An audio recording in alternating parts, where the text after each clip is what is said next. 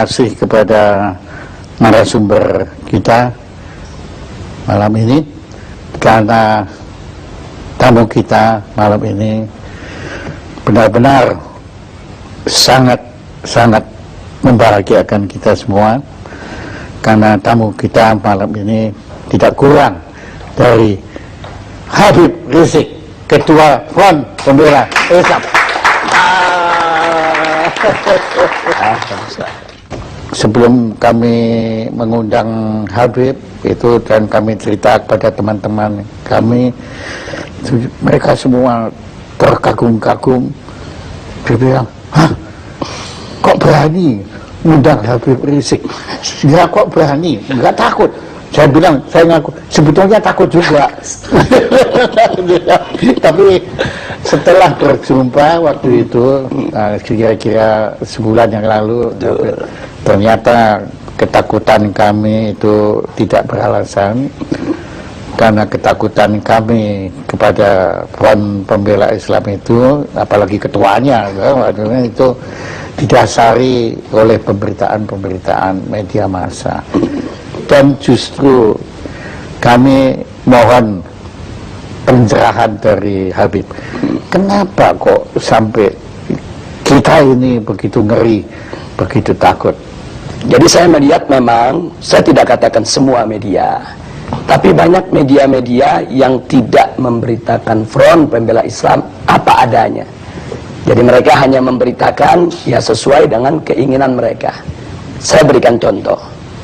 Bagaimana laskar-laskar FPI pada tahun 2004 ketika terjadi tsunami di Aceh, itu ada 1.300 laskar turun ke Aceh, bekerja di sana selama 4 bulan, itu mengevakuasi tidak kurang dari 100.000 mayat. 100.000 mayat. Itu satu pun media tidak ada memberitakan.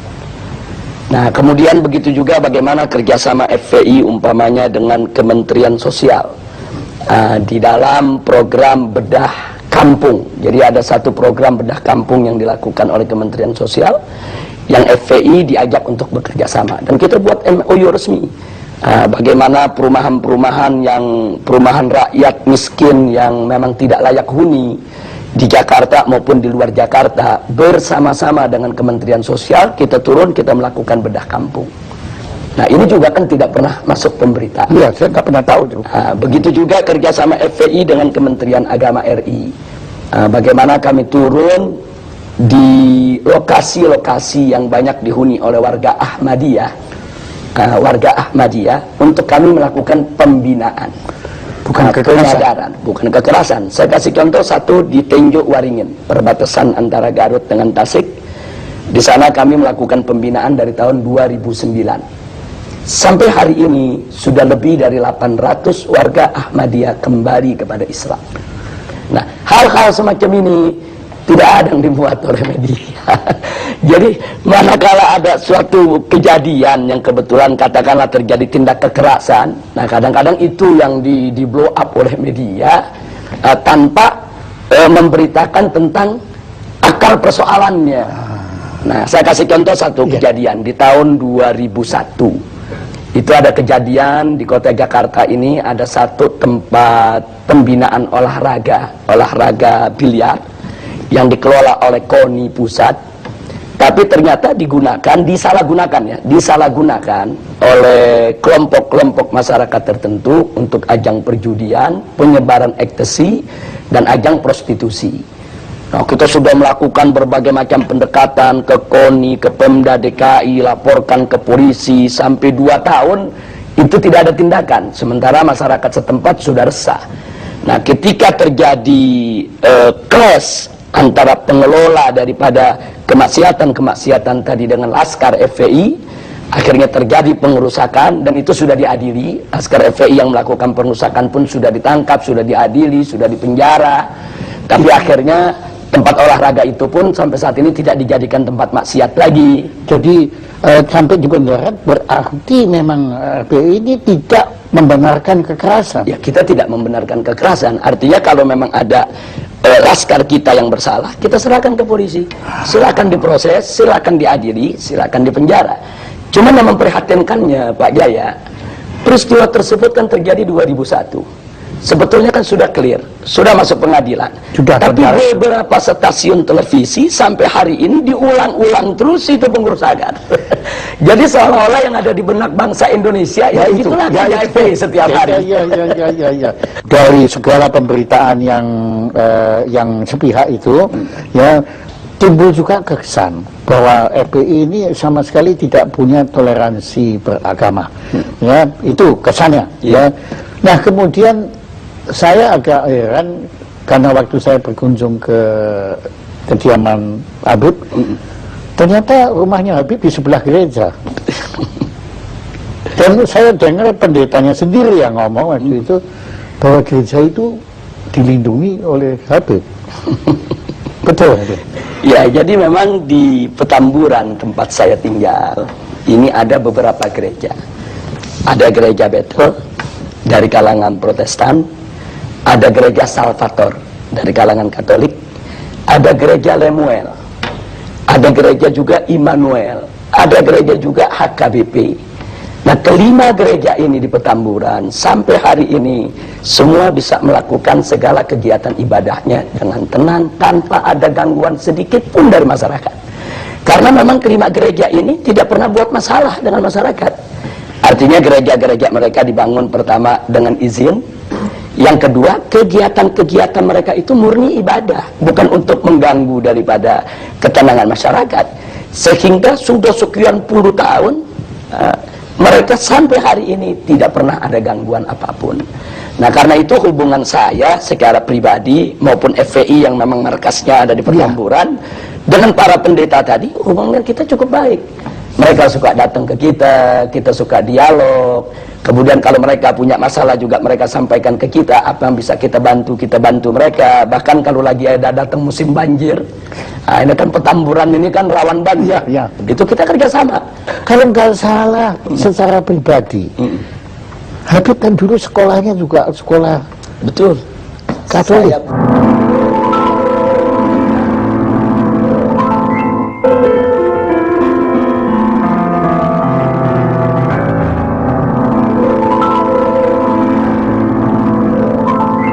Saya di SD negeri di Petamburan, dan waktu saya SMP Kristen Bethel. Memang tidak jauh dari rumah saya, karena memang waktu itu kan saya lulus SD ini kan usia masih terlalu muda. Badan saya juga masih terlalu kecil. Orang tua kan khawatir kalau saya disekolahkan di tempat-tempat yang jauh. Walaupun ketika itu secara rayon saya mendapatkan SMP negeri 40 Pejompongan. Tapi karena orang tua khawatir, kata orang tua lebih baik sekolah yang di tetangga saja yang dekat. Dan itu adalah dan sebetulnya saya waktu itu sempat menyatakan juga, Ibu, kalau saya sekolah di situ apa nanti nggak khawatir? Ini kan sekolah lain agama. Nah, saya masih ingat betul, saya punya ibu ketika itu jawab, nggak usah khawatir, kamu kan ngaji, ada ustadz.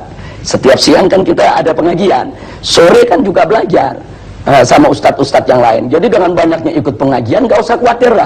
Toh kamu belajar di situ kan belajar pengetahuan umum. Iya. Saya pikir juga sekolah-sekolah Kristen yang manapun, dimanapun di Indonesia selama ini, kalau tidak ada pemaksaan kepada murid yang beragama lain untuk belajar agama yang tidak dianutnya, kan no problem. Nah, dalam ajaran Islam pun kita punya pilar-pilar toleransi, Pak Jaya. Yang pertama adalah sebagaimana Allah firmankan dalam Al-Quranul Karim, la ikraha fiddin, tidak ada paksaan dalam agama. Artinya setiap seorang muslim itu tidak boleh melakukan pemaksaan dalam bentuk apapun kepada orang lain untuk masuk ke dalam ajaran Islam. Nah, jadi ini ketentuan dakwah dalam Islam. Jadi nggak boleh ada orang dipaksa masuk Islam, dipaksa menjalankan syariat Islam. Itu nggak boleh. Nah, itu yang pertama. Jadi artinya la ikraha fiddin, tidak ada paksaan dalam agama. Ini merupakan pilar toleransi dalam ajaran Islam. Yang kedua, itu tidak boleh ada caci maki terhadap agama lain.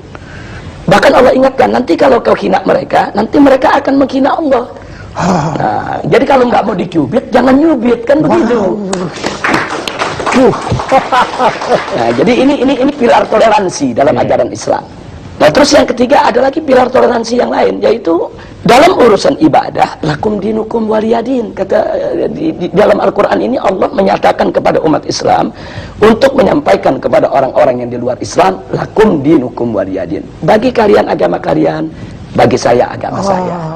Jadi agamamu agamamu, agamaku agamaku. Betul. Artinya karena itu Pak Jaya, dalam toleransi bagi umat Islam ini memang sudah harga mati.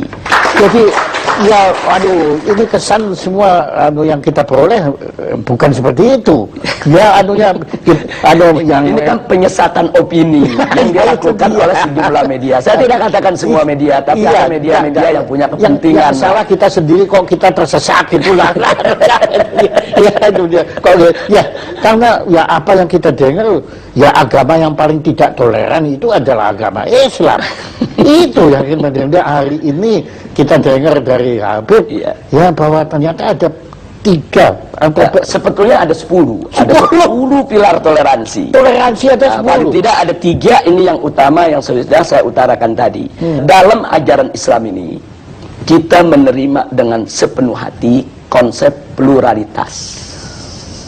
Tapi kami menolak konsep pluralisme. Ada beda antara pluralitas dengan pluralisme. Nah, kalau pluralitas itu adalah kebinekaan, keragaman. Karena itu Islam diajarkan dengan pilar-pilar toleransi yang kita sebutkan tadi. Pilar-pilar toleransi itu dalam rangka untuk kita bisa hidup dengan benar, dengan baik, dengan lurus dalam masyarakat yang plural tadi. Nah, ini kita sebut pluralitas. Nah, sedangkan pluralisme ini kan suatu isme, suatu paham yang meyakini bahwa semua agama sama, semua agama benar, semua agama pasti akan masuk surga, semua agama ini ajarannya tidak berbeda. Ini sebetulnya yang kami tolak. Nah, jadi begini, kenapa kami tolak? Bagi kami, biarkan setiap umat beragama meyakini agamanya yang paling benar. Itu hak dia. Dia bebas mengatakan agama saya yang paling benar, agama lain tidak benar. Tapi dia tidak boleh menghina agama lain. Seperti saya seorang muslim. Saya katakan, saya sebagai seorang muslim, saya beriman bahwa agama Islam adalah agama yang paling benar, selain Islam tidak benar. Itu keyakinan saya. Dan saya punya hak untuk itu. Tapi saya tidak punya hak untuk menghina, untuk mencaci maki, untuk mencerca agama di luar Islam.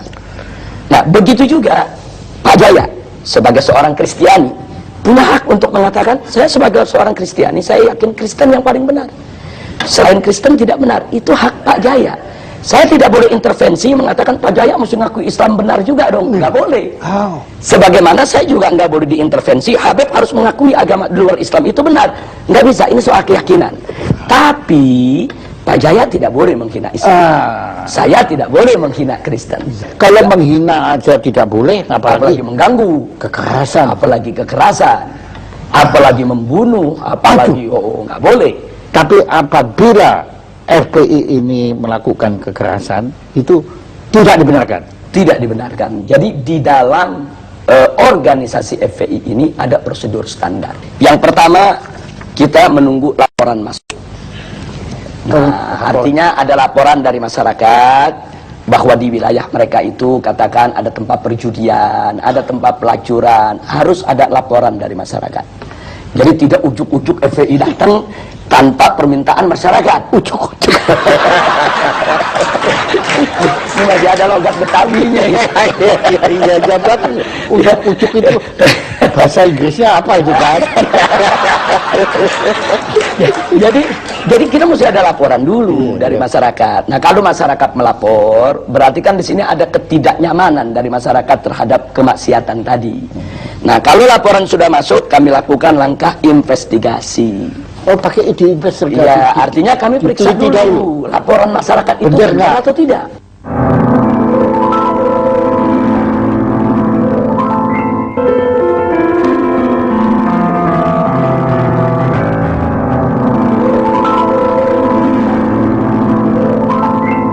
Kita himpun data, apa itu dengan film, apa dengan foto, kita himpun data. Jadi betul-betul terbukti kalau di sana memang sesuai dengan laporan masyarakat tadi. Iya, jadi makin tidak ujuk-ujuk gitu. Betul.